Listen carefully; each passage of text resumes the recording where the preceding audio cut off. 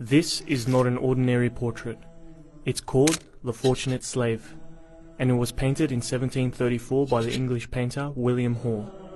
On the surface, it might look like a typical English painting, but what's really special about it is that amongst all the paintings of famous English men and women of the 18th century, this is the very first in which the subject is black.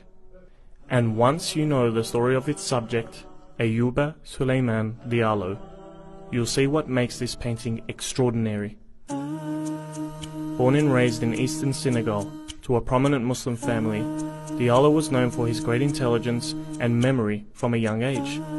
By the time he was 15, he had memorized the entire Qur'an and familiarized himself with the Maliki school of Islamic law. Unfortunately for Diallo, his life quickly changed, from one of study and scholarship to the horror of slavery. Senegal was a major victim of the transatlantic slave trade, and by the age of 30, he was captured, enslaved, and shipped to the United States. Despite the cruelty and abuse he faced, Diallo remained devoted to his Islamic rituals, going into nearby woods to pray 5 times a day.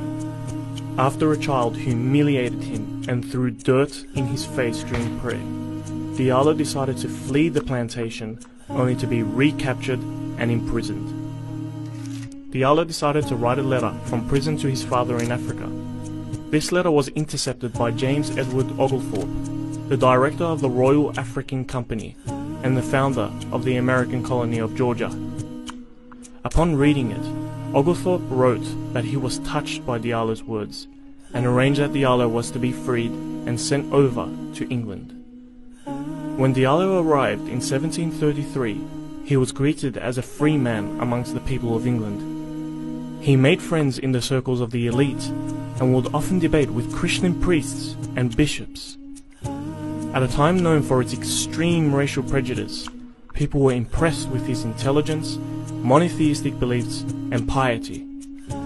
Diallo was approached by William to paint his now famous portrait.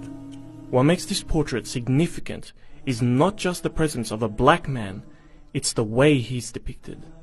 When people of African descent were painted in the 18th century, they were almost always shown in racist and demeaning ways. Facial features were exaggerated unnaturally, and they were never the subject of the painting, usually being reduced to the background as scary and inhuman figures.